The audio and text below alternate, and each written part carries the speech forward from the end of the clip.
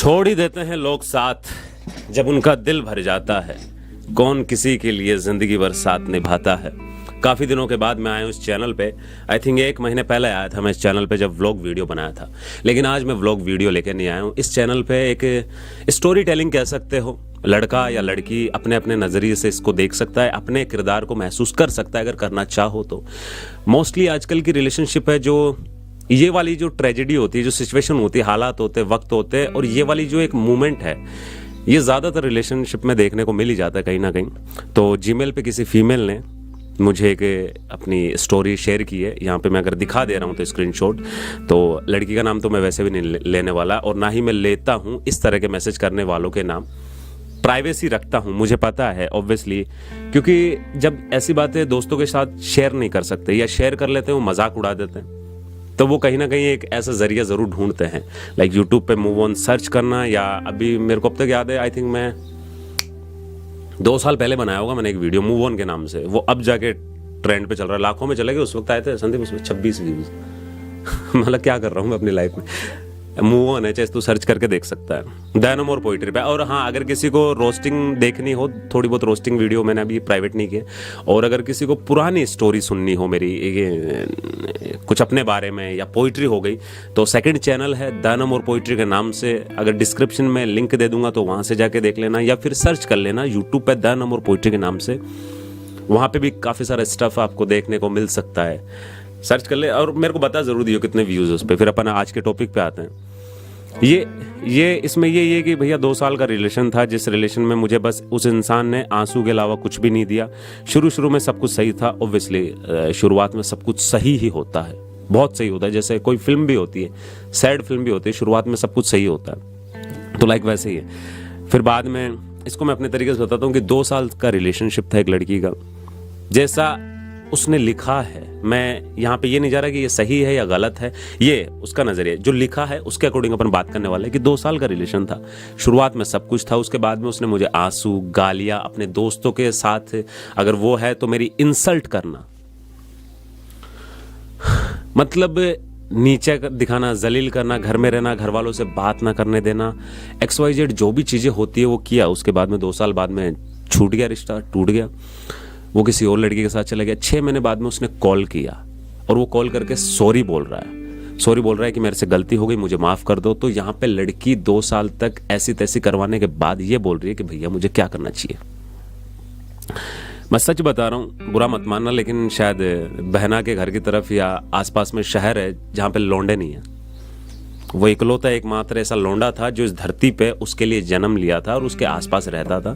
बाकी दुनिया जहान में कहीं लौंडे ही नहीं बचे। 2 साल तक तुम्हें एक मेंटली टॉर्चर कर रहा है, फिजिकली टॉर्चर कर रहा है, अब्यूज कर रहा है, हर चीज में तुम्हें नीचा दिखा रहा है। 2 साल तक तुम उसे झेलती हो एक प्यार का नाम देकर।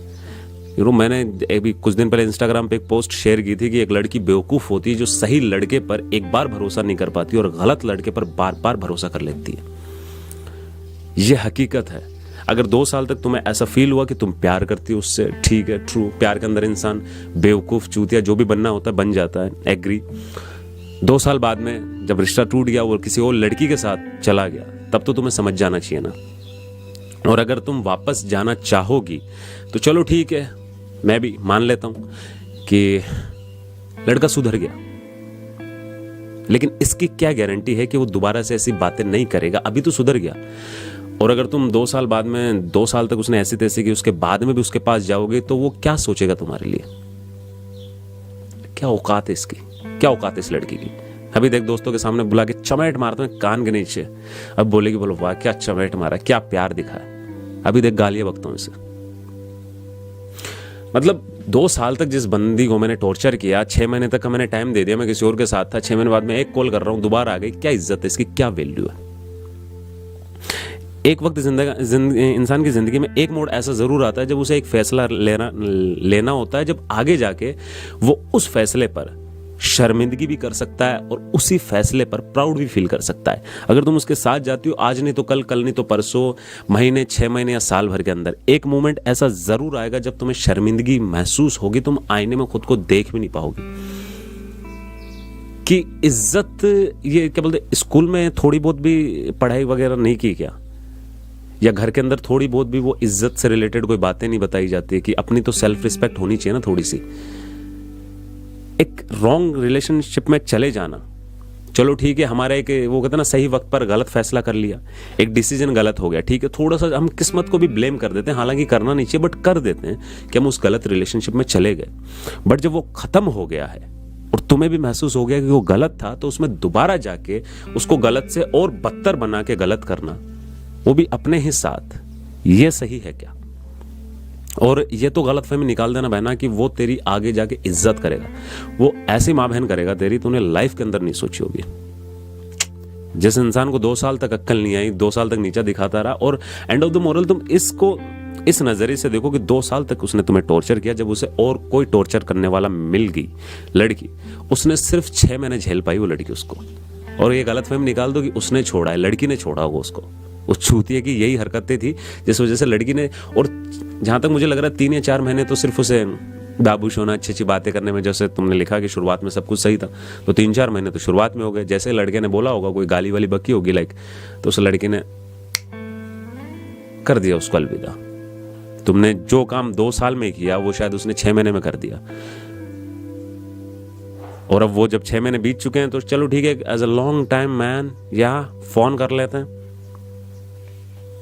और मजे की बात तो देखो, तुम, मुझे नहीं लगता तुमने बिल्कुल भी चेंज आया होगा, बिल्कुल भी चेंज।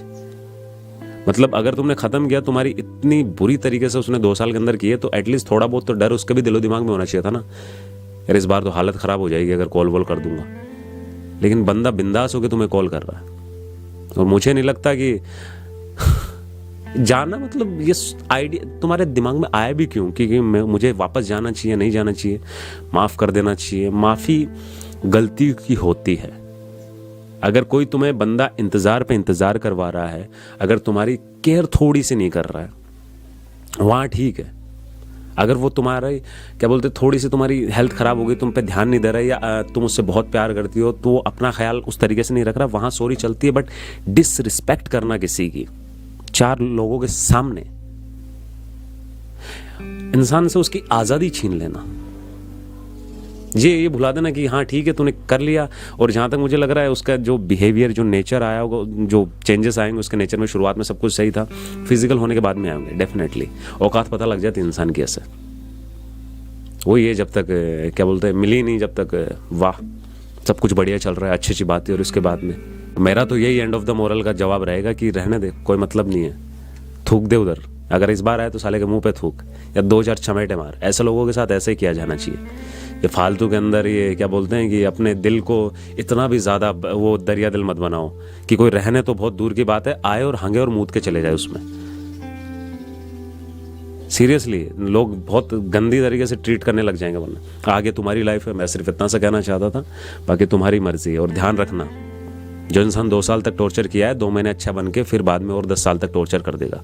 और गलती से शादी वादी मत कर लेना उसके साथ, वरना ऐसे ज़िंदगी झंड करेगा। और जहाँ तक लग रहा है उसके साथ शादी करेगी तो लव मैरिज करेगी, तो मुझे नहीं लगता उस चूतिया को तेरे घर वाले पसंद करेंगे, बिल्कुल भी नहीं करेंगे।